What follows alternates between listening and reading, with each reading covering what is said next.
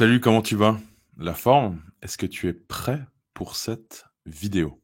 Bien évidemment, je ne débute jamais mes vidéos de cette manière et ce n'est pas aujourd'hui que je vais commencer.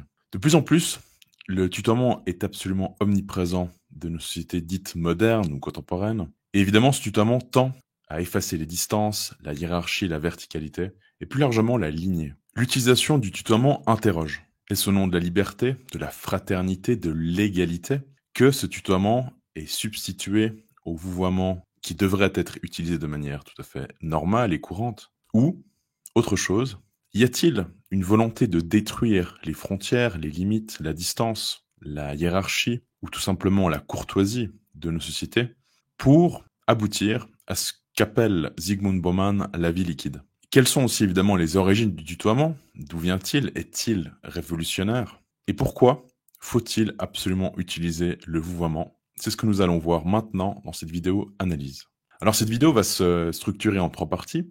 La première, une partie sur la politesse, sur la courtoisie, sur l'élégance. Une deuxième avec un aspect littéraire, hein, sur la littérature de manière générale.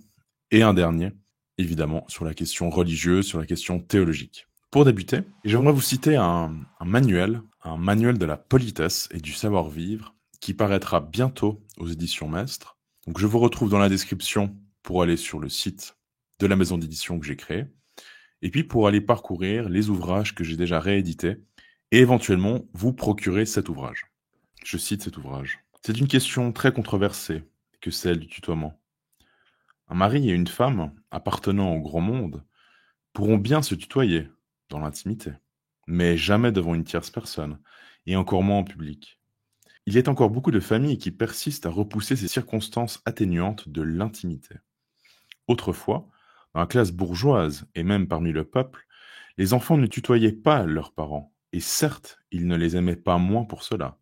Mais vinrent les immortels principes qui supprimèrent avec tant d'autres choses cette marque de respect. Le vous échappa à la guillotine, mais non pas à la proscription. Un traité de politesse présenté à la Convention porte en toutes lettres. Article 1er. La politesse de la République est celle de la nature. Article 2. Il n'y a pas de vous dans la République. Tous les citoyens sont des tu, des toi. Est-ce assez grotesque? Et plus loin, les partisans, les défenseurs du tutoiement auront beau dire: il est tout au moins choquant d'entendre un jeune homme de 20 ans tutoyer son grand-père, vieillard de 70, 80 ans, ou bien un oncle, une tante du même âge.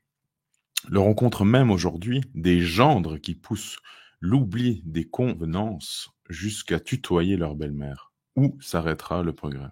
Donc l'on comprend, en lisant ces quelques lignes, que le tutoiement détruit évidemment toutes les limites, la hiérarchie, la verticalité, et tend vers cet égalitarisme qui détruit notre civilisation. Le vouvoiement permet la préservation de la hiérarchie, de la structure, des formes, de la distance, du respect, et plus largement, préserve la civilisation. Alors on pourrait se dire, bon, l'haltérophilo, il en fait des tonnes avec son tutoiement, son vouvoiement, ce n'est pas si important. Et pourtant, en lisant ce bref passage, on comprend que ce sont les révolutionnaires, dès 1789, plus tard, en 1793, lors de la Convention, qui ont décidé d'abolir le vouvoiement. Ce n'est pas anodin du tout. Et donc, si vous êtes un contre-révolutionnaire, un catholique, ou tout simplement que vous voulez permettre à la civilisation de durer, utilisez les formes, chers amis. La courtoisie, l'élégance, et le vouvoiement en fait évidemment partie. Nous avons analysé brièvement le cas d'une famille entre un mari et sa femme, un père, un parent, etc. Et qu'en est-il de l'amitié? Alors je poursuis. La politesse entre amis est surtout nécessaire. L'on se voit tous les jours, plusieurs fois même par jour. Raison de plus pour apporter dans ces entrevues une certaine réserve de ton et de manière. Le tutoiement conduit à une grande familiarité, laquelle mène à son tour à des brouilles plus ou moins fâcheuses. On fera donc bien de ne se point laisser aller cette privauté de langage, qui, du reste, n'est pas une preuve probante d'affection, d'une sincère et solide amitié. Madame de Sévigné n'a jamais tutoyé sa fille, et Dieu sait si elle l'aimait. Ma fille, aimez-moi donc toujours, c'est ma vie, c'est mon âme que votre amitié. Je ne puis me représenter d'amitié au-delà de celle que je sens pour vous. Ce sont des terres inconnues. Évidemment, si durant toute votre vie, vous avez tutoyé votre meilleur ami et votre meilleur ami des proches, il serait très difficile de retourner au vouvoiement. En revanche, si vous êtes dans des milieux catholiques, si vous rencontrez de nouvelles personnes, n'hésitez pas à utiliser le vouvoiement. Pas parce que vous êtes un vulgaire snob et que vous vous considérez comme supérieur, mais au contraire, justement, c'est faire preuve d'orgueil qu'utiliser le tutoiement. Donc, soyez un vrai catholique, soyez un vrai contre-révolutionnaire, soyez un vrai européen, utilisez le vouvoiement pour y mettre les formes. Sans les formes, notre civilisation s'effondrera. L'autre point que je voulais aborder avec vous, c'est celui du littéraire, de la littérature. En effet, je vais citer un passage de Renaud Camus. Alors évidemment, pour certains, il est controversé.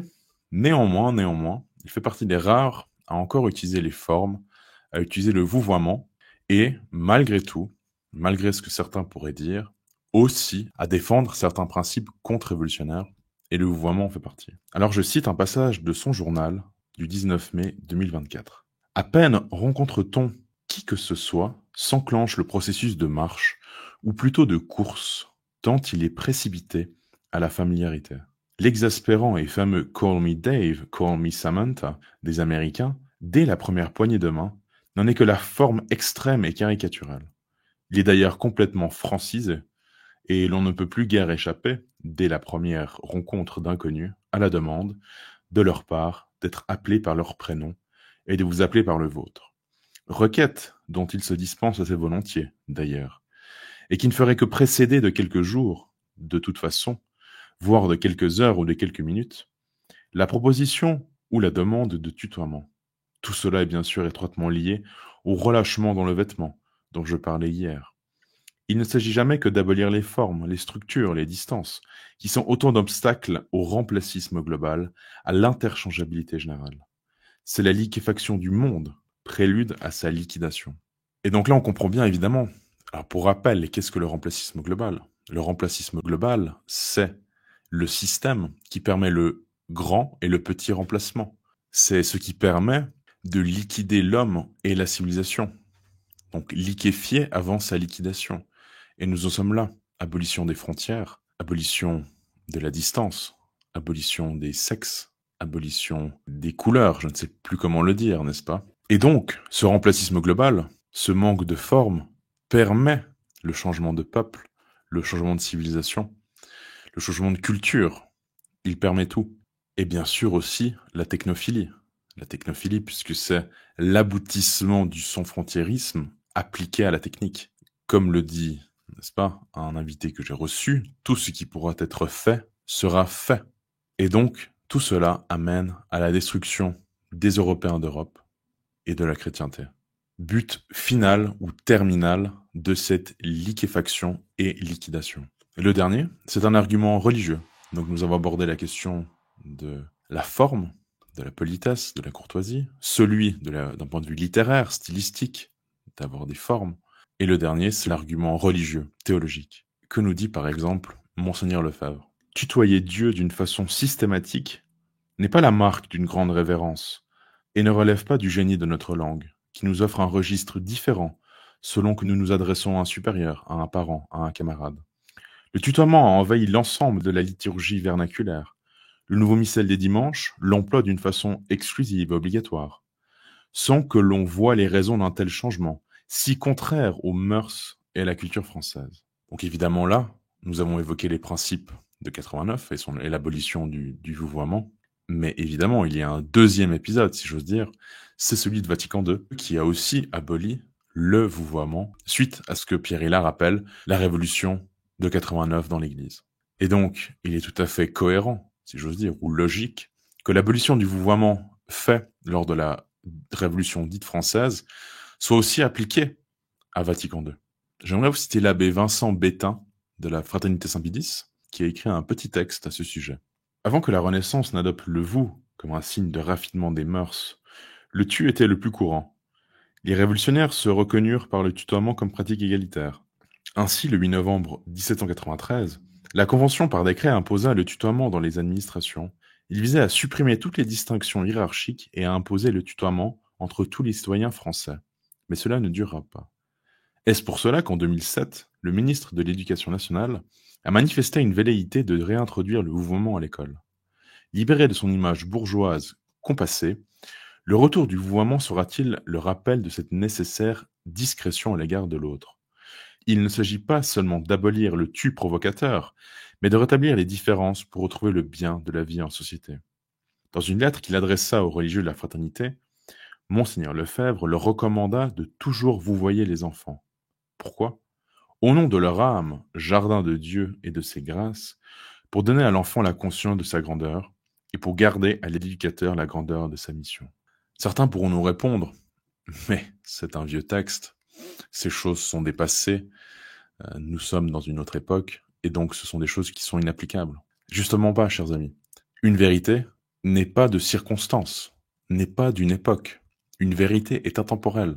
Et donc, si le vouvoiement a été adopté durant plusieurs siècles, et qu'il a été aboli par la Révolution, cela n'est pas dû au hasard, cela est dû à une volonté justement d'abolir les limites, les frontières, la distinction, et d'embrasser les principes révolutionnaires, et le tutoiement en fait évidemment partie. Pour préserver la civilisation, utilisez les formes, utilisez le vouvoiement, embrassez les principes contre-révolutionnaires, rejetez les principes révolutionnaires et adoptez le vouvoiement. Je rappelle l'ouvrage Manuel de la politesse des usages du monde et du savoir-vivre que vous retrouverez aux éditions Maistre, le lien est dans la description. Si cette vidéo vous a plu, n'hésitez pas à l'aimer, à la commenter, à la partager, à vous abonner. Sinon, je vous dis à bientôt pour une prochaine vidéo. Haut les cœurs et que Dieu vous garde.